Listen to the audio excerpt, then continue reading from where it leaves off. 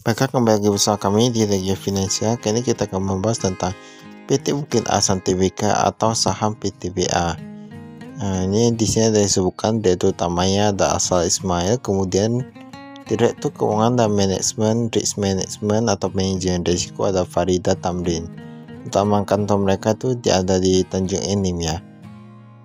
Laporan keuangan kali ini kalau kita di sini nilainya itu dia jutaan, tapi bentuknya itu dia rupiah.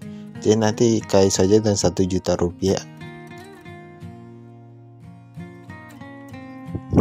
Kita lihat kas setara kasnya dia agak sedikit meningkat ya, dari 4,1 triliunan menjadi 4,5 triliunan.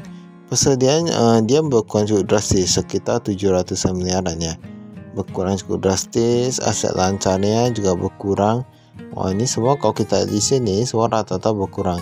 Deposito pun berkurang. Nah, total asetnya dari 38 triliunan sekarang menjadi 40 triliunan. Dia meningkat tapi gak gitu banyak sih kalau kita di sini. Kita lihat hutangnya. Utang usaha meningkat dari 2 triliunan sekarang menjadi 3,4 triliunan, meningkat cukup banyak. Liabilitas imbang kerja jangka pendek. Nah, dia bukan sedikit ya. Pinjaman bank kalau kita di sini bahkan meningkat. Nah, bahkan yang pinjaman bank, utang usaha semua rata-rata meningkat ya kalau kita di sini. Ini ada apa dengan saham PTBA ini? Total hutangnya dari 17 triliunan sekarang menjadi 19 triliunan. Berarti dia peningkatan sekitar 2,6 triliunan ya. Sekitar 2,6 triliunan. Nah, ini jumlahnya sebenarnya tergolong banyak juga nih. 2,6 triliunan. Ekuitasnya kita lihat sendiri dari 21 triliunan, 21,5 triliunan menjadi 20,3 triliunan. Nah, jika dia dari sini ekuitasnya bakal menurun. Utangnya meningkat, ekuitasnya malah menurun.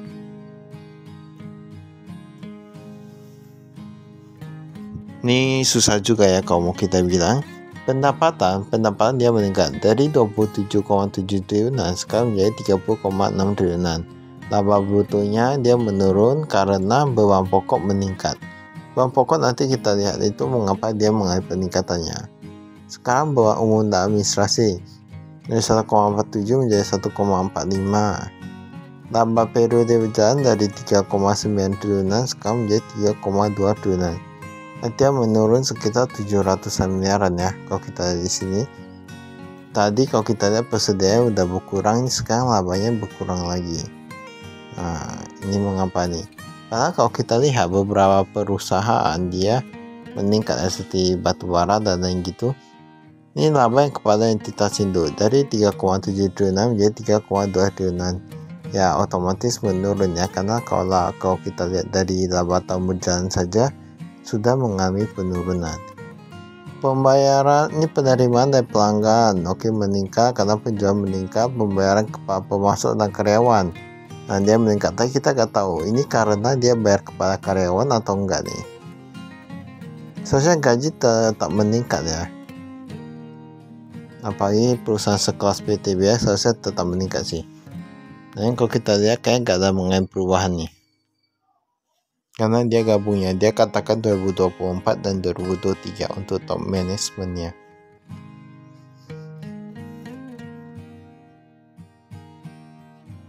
Ini persentase kepemilikannya.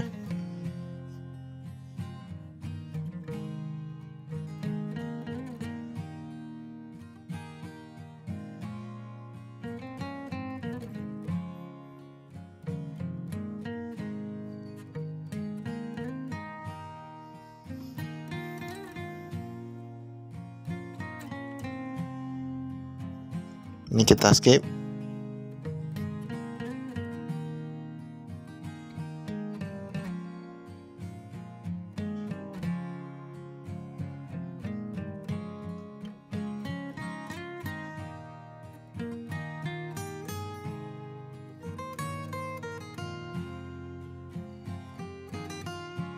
Nah, ini kita lihat ya, kas dan setara kasnya. Kasnya di sini dia jumlah ini dia sedikit meningkat, tapi jumlahnya kecil saja. Dari 500 juta sekarang menjadi 600 juta, itu jumlahnya tergolong kecil ya. Ini kas di bank kita lihat jumlah kasnya dari 1,2 triliunan menjadi 400-an miliaran.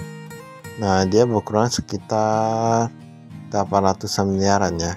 Nah, kalau kita lihat di sini untuk yang kasnya, ini saya rata-rata menurun semua. Jumlah deposito berjangka di sini dia meningkat.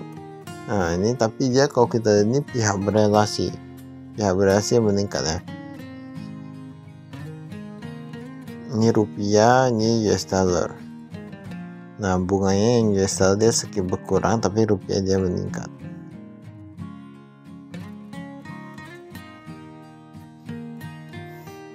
Kalau ini yang piutang usahanya, piutang usaha di sini kita lihat ya, ini adalah PT INTP, ada Yonggay dan lain KNK Energi.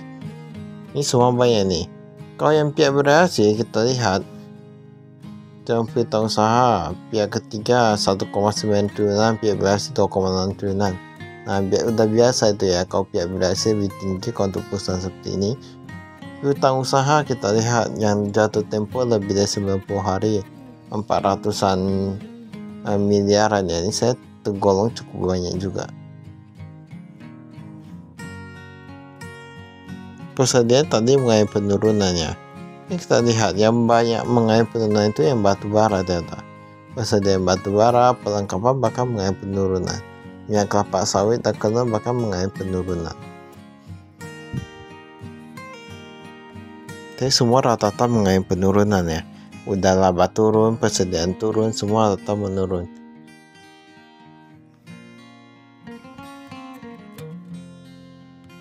Investasi pada Ventura bersama.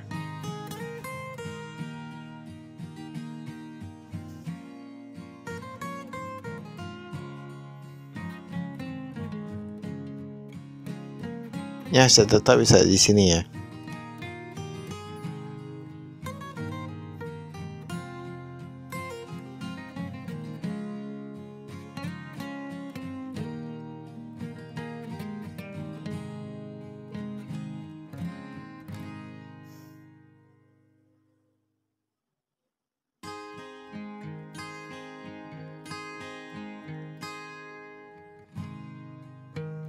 Utang usaha kita lihat, yang pihak ketiga dari 1 triliunan sekarang menjadi 2,4 triliunan. Untuk pihak berelasi 1 triliunan menjadi 1 triliunan. Total utang usaha dia meningkat ya, dari 2 triliunan sekarang menjadi 3 triliunan. Ini berarti mengalami peningkatan untuk utang usahanya. Nah, semua rata-rata meningkat untuk yang biaya kayak hutang gitu ya, biayanya, hutangnya. Liabilitas imbalan jangka pendek, utang bank jangka pendek, ini pelajaran kita skip.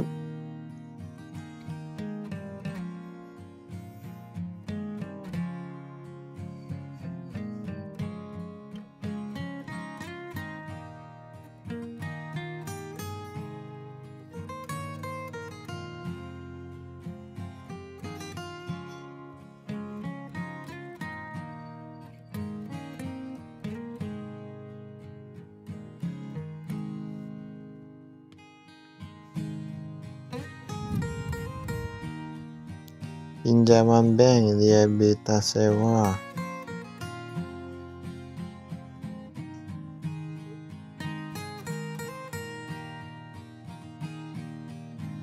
Ini modal saham kita dari sini ya. Nah, ini pemerintah tapi yang 5 ini ya, 5 lembar ini ya.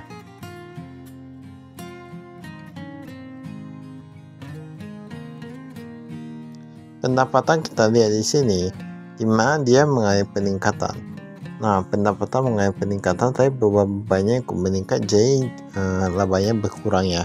Kalau kita lihat di sini, ini total pendapatan pihak ketiga meningkat, pihak berhasil meningkat, penjualan batu bara meningkat. Nah, ini soal rata-rata meningkat ya. Bahkan pendapatan dari aktivitas lainnya yang pihak ketiga dia meningkat.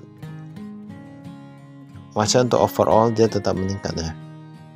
Pendapatan dari aktivitas lainnya dari minyak dan lain gitu ya. Untuk pendapatan di sini lebih dari 10%. Ini ada PLN dan lain-lain. Beban pokoknya kita lihat.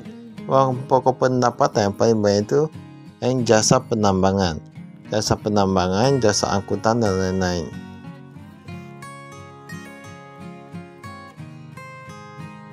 Kita lihat, nah ini semua rata tuh cukup banyak nih. Oh, ini untuk beban umum dan administrasi, gajinya itu gaji upah dan karyawan dia malah menurun ya. Nah, biasanya semua rata-rata meningkat, ini malah menurun. Ini sumbangan malah meningkat. Kalau sumbangan ke arah yang benar itu masih oke lah ya, tapi kita kan nggak tahu nih sumbangan ini gimana. Beban penjualan dan pemasaran. Nah, ini ada jasa angkutan, listrik lainnya. Gaji 160 miliaran menjadi 151 miliaran. Penghasilan keuangan kita lihat penghasilan bukan dari penumpang kas di bank dan deposito berjangka. Ini rata-rata mengalami penurunan. Perjanjian jual beli batu bara. Nah, sebenarnya kalau kita lihat untuk laporan keuangan, nah yang namanya perjanjian untuk pendapatan kedepannya atau gimana, kita gak boleh terlalu anggap itu pendapatannya, karena bisa saja perjanjian itu batal di kemudian hari ataupun ada masalah tertentu. Jadi kita gak bisa masukkan yang kemungkinan pendapatan masa depan ke dalam saat ini ya. Baik, itu saya dari kami. Sekian, terima kasih, saya investasi.